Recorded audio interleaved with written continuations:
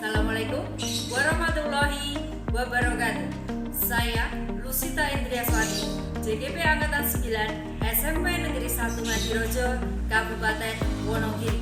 Di sini saya akan mewawancarai dua kepala sekolah dalam melaksanakan tugas demonstrasi kontekstual modul 3.1, yaitu pengambilan keputusan berdasarkan mempertimbangkan nilai-nilai kebajikan sebagai seorang pemimpin. Di sini saya akan mewawancarai Bapak Dr. Andes Warno MPD, Kepala SMP Negeri 1 Ngadirojo, dan Bapak Paino SPD sebagai Kepala SDN 1 Ngadirojo. Terima kasih. Wassalamualaikum warahmatullahi wabarakatuh.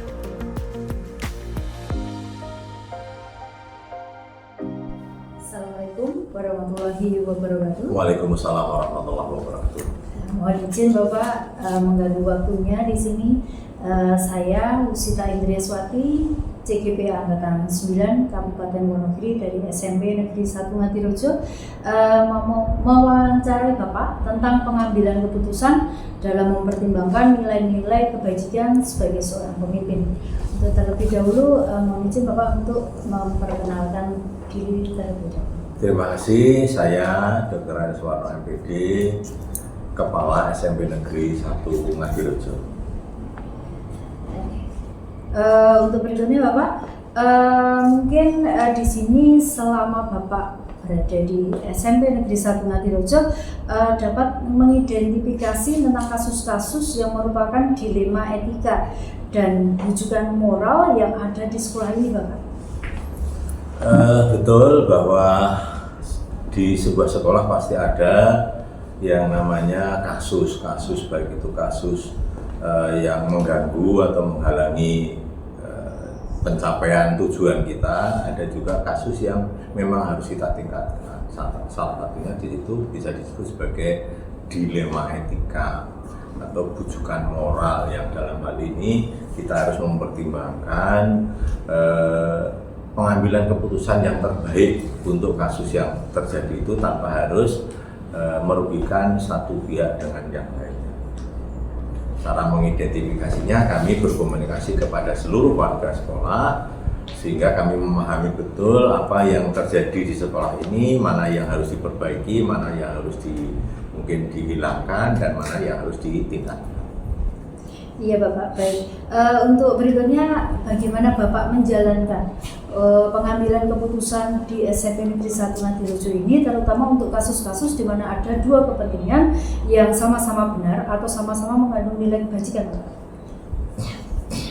Dalam hal ini ada dua hal yang memiliki nilai kebajikan yang sama-sama baik.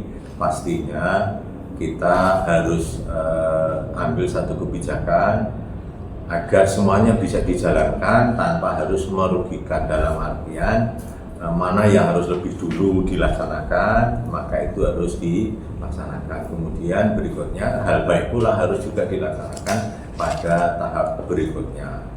Karena dalam kami mengambil langkah kebijakan pasti menggunakan prinsip prioritas. Prioritasnya, Ya. Untuk berikutnya Bapak, untuk langkah-langkah atau prosedur seperti apa yang mungkin bisa Bapak lakukan selama ini untuk menangani atau menyelesaikan masalah tersebut, Bapak? Kalau persoalan itu menyangkut keluarga sekolah, maka kami berusaha untuk berkomunikasi pihak-pihak yang terlibat dalam kasus atau persoalan itu. Kemudian setelah kita gali persoalannya, maka kita adakan musyawarah, pertemuan, sehingga persoalan yang terjadi bisa dikomunikasikan antara pihak yang terjadi kasus itu, kemudian kita ambil kebijakan yang terbaik untuk keduanya. Ya, baik Bapak. Untuk kemudian hal-hal apa yang mungkin Bapak dirasa efektif dalam pengambilan keputusan pada kasus-kasus yang dihadapi itu, Bapak? Di sebuah sekolah pasti ada visi, ada misi, ada tujuan yang kemudian di breakdown menjadi sebuah regulasi, singkatnya mungkin ada ketentuan yang harus kita jalani oleh sekolah, atau mungkin tata tertib, peraturan, atau apapun, komitmen di antara warga sekolah. Nah, kemudian setelah kita sudah memiliki komitmen atau lebih mentaranya bisa disebut sebagai regulasi yang berlaku di sekolah ini, maka rujukannya adalah regulasi yang ada, sehingga semua warga sekolah akan mengarah pada regulasi yang ada ini. Ketika jauh dari regulasi, maka kita harus dekatkan sehingga persoalan ini akan mempunyai satu rujukan, yaitu peraturan atau tata tertib atau komitmen yang sudah kita sepakati bersama antar warga sekolah. Ya, terima kasih Bapak.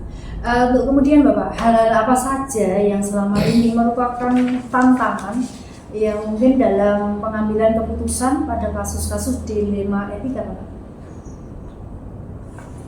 Tantangan yang sering terjadi adalah sebagai seorang kepala sekolah pasti juga punya hati nurani.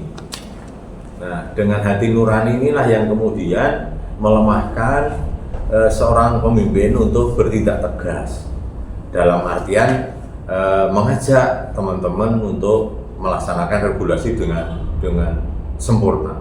Nah, oleh karena itu tantangannya adalah diri saya sendiri, mungkin juga tantangannya dari teman-teman yang kurang memahami tentang regulasi atau peraturan komitmen yang harus dilakukan. Oleh karena itu kami mengajak kepada teman-teman untuk juga peduli bahwa melaksanakan peraturan atau melaksanakan regulasi yang ada itu menjadi sebuah kewajiban, sehingga kami selaku pimpinan sekolah tidak lagi menggunakan nurani saya untuk kasihan dan sebagainya. Jadi semuanya dapat berjalan dengan baik atas kesadaran semua warga. Ya, terima kasih. Untuk kemudian Bapak, kira-kira selama Bapak menjabat di sini, adakah permasalahan yang masuk dalam kategori dilema etika ya Pak? Pasti ada. Ya. Jadi di sekolah ini juga ada yang disebut dengan dilema etika. Dilema itu satu persoalan yang menyangkut pada bagaimana kita mengambil satu kebijakan agar keduanya tidak saling dirugikan, atau mungkin kita harus sesuaikan dengan adat atau etika yang ada di lingkungan kita ini. Oleh karena itu, bagaimana kita bisa mempertimbangkan dengan baik agar masing-masing yang mempunyai persoalan atau kasus itu tidak terpojokkan atas apa yang dilakukan. Selama Bapak menjabat di sini, adakah permasalahan yang masuk dalam kategori dilema etika ya Pak? Pasti ada. Jadi di sekolah ini juga ada yang disebut dengan dilema etika. Dilema itu satu persoalan yang menyangkut pada bagaimana kita mengambil satu kebijakan agar keduanya tidak saling dirugikan, atau mungkin kita harus sesuaikan dengan adat atau etika yang ada di lingkungan kita ini. Oleh karena itu, bagaimana kita bisa mempertimbangkan dengan baik agar masing-masing yang mempunyai persoalan atau kasus itu tidak terpojokkan atas apa yang dilakukan, sehingga mempertimbangkan semua pihak yang keputusannya kemudian kita ambil dengan tanpa harus mengesampingkan satu dan lain. Iya Pak. Atau mungkin adakah seseorang atau faktor apa yang selama ini mempermudah atau membantu Bapak dalam pengambilan keputusan dalam kasus dilema etika pada kasus tersebut? Tentunya ada. Jadi kami punya banyak teman-teman yang luar biasa yang dengan semangatnya juga membantu kami, sehingga mengajak teman-teman untuk yang jauh atau tidak bisa menjalankan peraturan atau ketentuan yang ada di sekolah ini untuk bersama-sama melaksanakan ketentuan peraturan yang ada di sekolah dengan baik, sehingga dengan semangat untuk menjalankan peran sebagai pendidik, sebagai guru, sebagai warga apa saja di sekolah ini, dengan ketentuan yang ada maka akan mempermudah kebijakan itu dilaksanakan dengan baik. Iya, terima kasih Bapak. Terus kemudian Bapak, dari semua hal yang dipersiapkan, pembelajaran apa yang mungkin Bapak petik dari pengalaman Bapak dalam mengambil keputusan tersebut? Terima kasih. Setiap kali persoalan, kata Bu Ita itu pengalaman adalah guru yang terbaik. Jadi pengalaman kami selaku kepala sekolah atau pemimpin di sekolah, pasti kita bisa mengambil satu kesimpulan bahwa segala sesuatu yang kita lakukan, kita jalani, kita alami adalah menjadi pengalaman yang baik. Sebuah keberhasilan untuk memecahkan persoalan adalah apabila kebijakan itu bisa dipahami oleh semua pihak dan dapat dijalankan dengan baik sesuai dengan harapan kita sehingga tujuan akhirnya bisa terwujud. Terima kasih Bapak. Untuk kemudian terima kasih Pak Warno, dari wawancara ini bisa saya simpulkan bahwa Bapak dalam mengambil keputusan itu sudah luar biasa, sudah baik, utamanya dalam dilema etika. Bapak telah mempertimbangkan 4 paradigma, diantaranya individu lawan masyarakat, kemudian keadilan lawan kasihan, kebenaran kemudian lawan kesetiaan, jangka pendek lawan jangka panjang, dan 3 prinsip diantaranya adalah rule based thinking, kemudian berpikir secara dengan peraturan atau rule based thinking, kemudian dengan basis akhir atau end based thinking, dan kemudian dengan rasa peduli atau care based thinking. Dan 9 langkah pengujian tadi Pak, yaitu diantaranya mengenali nilai-nilai yang saling bertentangan, menentukan siapa yang terlibat dalam situasi, mengumpulkan fakta-fakta yang relevan dalam situasi ini, pengujian benar dan salah, kemudian pengujian paradigma benar lawan benar, melakukan prinsip resolusi, investigasi opsi trilema, kemudian buat keputusan, dan yang terakhir adalah melihat lagi keputusan dan kemudian merefleksikan. Terima kasih Pak Warno atas waktu yang telah dilonggarkan di sini, mengganggu waktunya, mungkin berbagi pengalaman dengan panjenengan yang sangat luar biasa dalam pengambilan keputusan. Semoga keputusan yang diambil menjadi keputusan yang terbaik dari Bapak, dan semoga membawa sekolah ini menjadi yang terbaik, menjadikan murid-murid menjadi berkarakter dan otomatis sesuai dengan profil pelajar Pancasila. Begitu Bapak. Terima kasih. Assalamualaikum warahmatullahi wabarakatuh. Waalaikumsalam warahmatullahi wabarakatuh. Assalamualaikum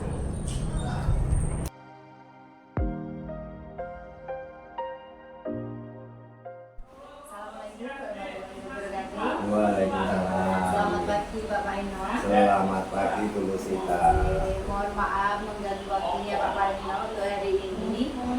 Saya Lusita Indriaswati dari SMP Negeri 1 Ngadirojo, Bapak.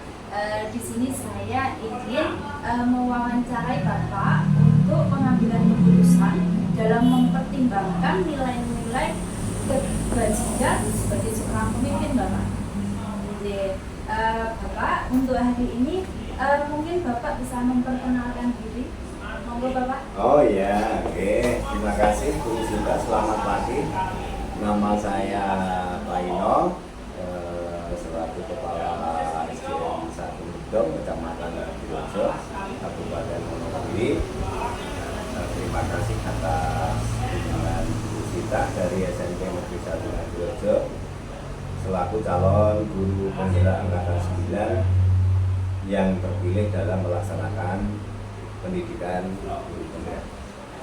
Iya Bapak, selama ini menurut Bapak bagaimana Bapak dapat mengidentifikasi kasus-kasus yang merupakan dilema etika dan rujukan moral yang ada di sekolah Bapak?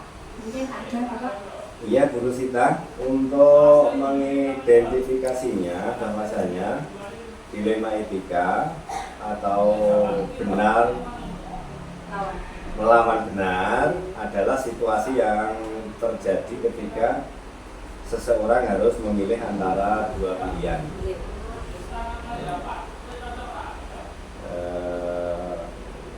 Kedua pilihan secara moral benar, tetapi bertentangan.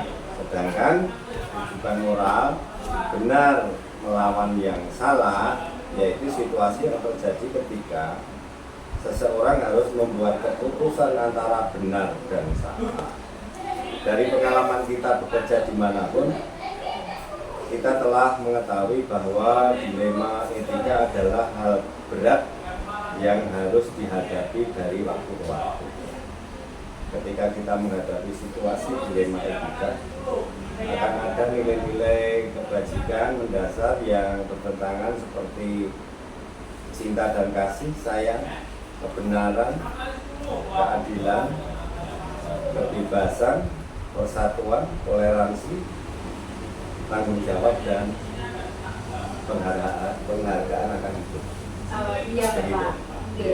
Lalu menurut Bapak, bagaimana Bapak menjalankan pengambilan keputusan di sekolah ini, terutama untuk kasus-kasus di mana ada dua kepentingan yang sama-sama benar atau sama-sama mengandung nilai kebajikan?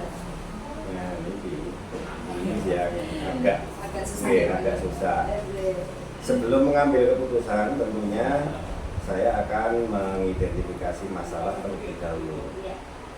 Kemudian siapa saja pihak yang terlibat, lalu mengumpulkan fakta dan data sehingga mampu mengambil keputusan yang tepat bagi pihak-pihak yang bermasalah. Dalam pengambilan keputusan ini tentu mengutamakan prinsip kekeluargaan dan musyawarah mufakat. Dengan kekeluargaan dan musyawarah mufakat ngaten ya Pak? Iya, betul. Terus untuk langkah-langkahnya Pak, atau prosedur seperti apa mungkin yang biasa Bapak lakukan saat ini untuk menangani atau menyelesaikan masalah tersebut Pak? Begini Bu, langkah pertama saya akan memanggil kedua belah pihak yang bermasalah secara terpisah untuk dimintai keterangannya supaya saya mengetahui di mana letak permasalahan yang terjadi dan apa pemicunya, serta menemukan bagaimana solusi terbaik yang akan diambil atau diputuskan dengan tidak merugikan kedua pihak. Terus untuk hal-hal apa mungkin yang Bapak dirasa efektif dalam pengambilan keputusan pada kasus-kasus yang mungkin Bapak alami saat ini Bapak? Ya tentunya tetap dialog itu yang utama dengan pihak yang bermasalah, keluargaan, agar dapat memunculkan solusi yang dapat diterima kedua belah pihak dengan cara membimbing secara komprehensif yang tidak menimbulkan perselisihan lagi dari kedua belah pihak. Terus untuk hal-hal apa saja yang selama ini merupakan tantangan dari Bapak dalam pengambilan keputusan pada kasus-kasus dilema etika selama Pak Painu menjabat di sekolah ini Bapak? Yes, saya selama di SD 1 sudah mulai akhir 2013 awal 2014. Tantangan yang saya hadapi dalam mengambil keputusan bagaimana mencari solusi terbaik bagi semua pihak dengan risiko seminimal mungkin. Tentunya hal ini membutuhkan dukungan dari seluruh warga sekolah.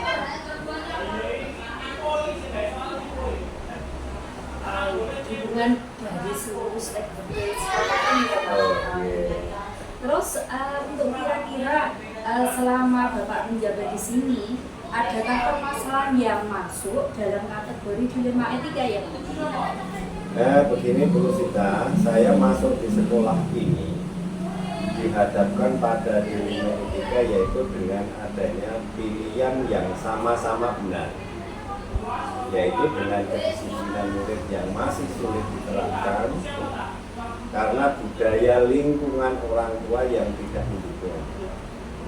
Sebagian besar orang tua atau wali murid anak-anak yang sekolah di sini ini bekerja di luar kota atau merantau, sehingga kurang pengawasan orang tua, sehingga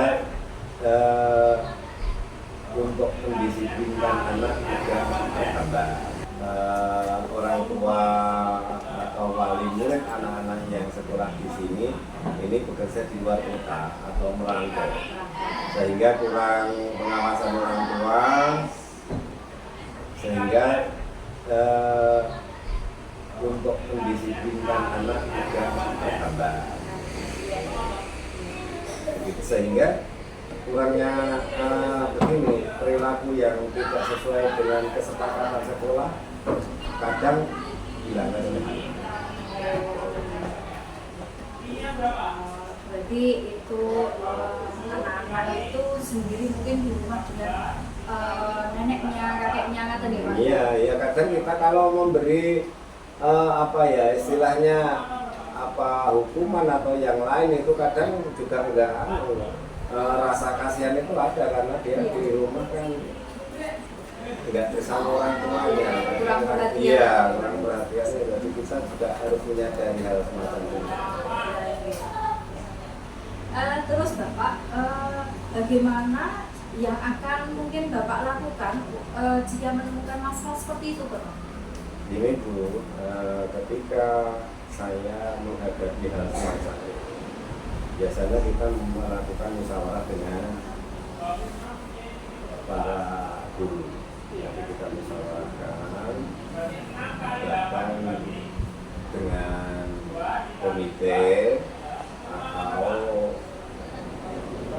pengurus komite. Biasanya saya minta pertimbangan kalau menjumpai hal seperti itu. Dari kasus tersebut biasanya kami melakukan budaya positif pembiasaan dan pembiasaan karakter setiap pagi. Di sini ada kegiatan pembiasaan karakter yang terjadwal dengan baik, yaitu setiap kelasnya itu di jam pertama itu ada sholat duha berjamaah. Jadi itu dengan kebiasaan karakter Iya, betul. ya, pagi untuk sholat duha berjamaah itu Iya. jadi otomatis anak-anaknya akan melakukan Iya. kebiasaan itu sudah terbentuk pada diri anak sendiri. Wah, itu sudah sangat bagus, luar biasa Pak, yang dilakukan untuk mendisiplinkan anak-anak di sini Pak. Lalu adakah seseorang atau faktor-faktor apa yang selama ini untuk mempermudah atau membantu Bapak dalam pengambilan keputusan dalam kasus dilema agenda pada kasus tersebut Pak? Iya, begini Bu, setiap permasalahan selalu saya bawa dalam musyawarah dahulu dengan Bapak Ibu guru dan juga komite. Kalau masalah itu memang perlu penanganan yang lebih mendalam. Selanjutnya saya mengundang beberapa orang tua dalam sosialisasi program sekolah. Lalu yang datang kadang tidak orang tuanya, yang datang itu biasanya kakaknya atau saudaranya. Oke. Sehingga kami juga menyampaikan pada orang tua untuk tidak lagi untuk menanyakan anaknya kepada wali kelasnya. Kalau ada permasalahan, anak itu ada masalah, ini orang tua tidak segan-segan untuk tanya kepada walinya. Sebetulnya anak saya itu ada apa? Begitu, biasanya begitu. Jadi di sini itu terbuka. Jadi setiap wali itu setiap wali siswa itu punya kontaknya guru kelasnya, sehingga ketika ada permasalahan selalu menghubungi gurunya biar masalah itu cepat terselesaikan. Gitu. itu ada grup gitu ya Pak ya? Nggih, ada grup, nggih, ada grup. Orang tua wali dengan wali kelasnya. Iya. Sehingga mungkin anaknya nanti ada bermasalah, ada pemanggilan. Iya, betul, nggih. Jadi memang perkembangan anak-anak di kelas itu terpantau dulunya. Nanti apabila perlu penanganan khusus, walinya tetap diberitahu bahwa di kelas anaknya begini. Nanti perkembangan di kelas itu juga disampaikan pada wali. Nggih. Luar biasa Pak, program sudah Bapak lakukan sekolah ini. Terus untuk dari semua hal yang telah disiapkan pada pembelajaran, apa yang Bapak petik dari pengalaman Bapak saat mengambil keputusan Bapak? Begini, sebagai kepala sekolah dalam pengambilan keputusan apapun itu, ini berdasarkan kesepakatan bersama atau melalui musyawarah mufakat dan bertanggung jawab atas setiap keputusan yang kita ambil. Dan tentunya komunikasi yang baik pada seluruh elemen warga sekolah juga menentukan cepat lambatnya permasalahan itu dapat diselesaikan. Gitu Pak, terima kasih Pak Paimo.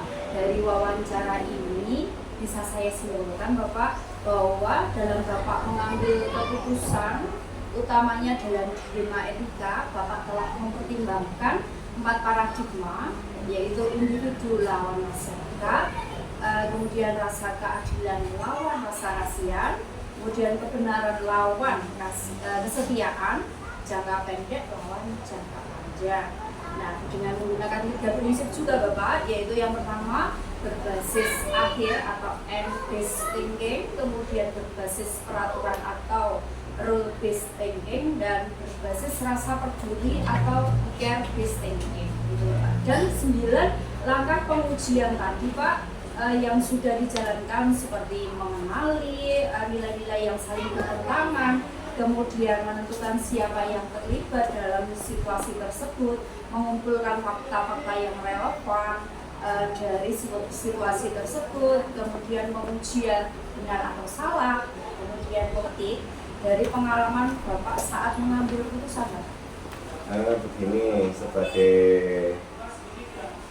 kepala sekolah dalam pengambilan keputusan apapun itu, ini berdasarkan kesepakatan bersama atau melalui musyawarah mufakat dan bertanggung jawab atas setiap keputusan yang kita ambil. Dan tentunya komunikasi yang baik pada seluruh elemen warga sekolah juga menentukan cepat lambatnya permasalahan itu dapat diselesaikan. Gitu Pak, terima kasih Pak Paimo. Dari wawancara ini bisa saya simpulkan Bapak bahwa dalam Bapak mengambil keputusan utamanya dalam dilema etika, Bapak telah mempertimbangkan 4 paradigma, yaitu individu lawan masyarakat, kemudian rasa keadilan lawan rasa kasihan, kemudian kebenaran lawan kesetiaan, jangka pendek lawan jangka panjang. Nah, dengan menggunakan 3 prinsip juga Bapak, yaitu yang pertama berbasis akhir atau end-based thinking, kemudian berbasis peraturan atau rule-based thinking, dan berbasis rasa peduli atau care-based thinking. Gitu, Pak. Dan 9 langkah pengujian tadi Pak, yang sudah dijalankan seperti mengenali nilai-nilai yang saling bertentangan, kemudian menentukan siapa yang terlibat dalam situasi tersebut, mengumpulkan fakta-fakta yang relevan dari situasi tersebut, kemudian pengujian benar atau salah, kemudian pengujian paradigma benar lawan benar, kemudian melakukan prinsip resolusi, investigasi, opsi terima, buat keputusan, dan yang terakhir adalah melihat lagi keputusan dan kemudian merefleksikan. Nah, terima kasih Pak Paimo di sini atas pengalaman panjenengan yang luar biasa sekali dalam mengambil keputusan tersebut Bapak. Semoga semua keputusan yang diambil menjadi keputusan yang terbaik yang Bapak ambil dan membawa sekolah ini yaitu SD Gedong 1 benar-benar maju, berkarakter sesuai dengan profil pelajar Pancasila. Ngaten Bapak. Iya, Bu Sita, nggih. Terima kasih kembali. Tentunya ini juga atas dukungan dari seluruh keluarga sekolah yang terus bergerak bersama mewujudkan visi dan misi sekolah. Iya Bapak. Sukses selalu Bapak. Iya, amin. Terima kasih. Iya, sama-sama. Mohon maaf nih Pak Gim. Tidak apa-apa. Oke, dan Assalamualaikum warahmatullahi wabarakatuh. Waalaikumsalam.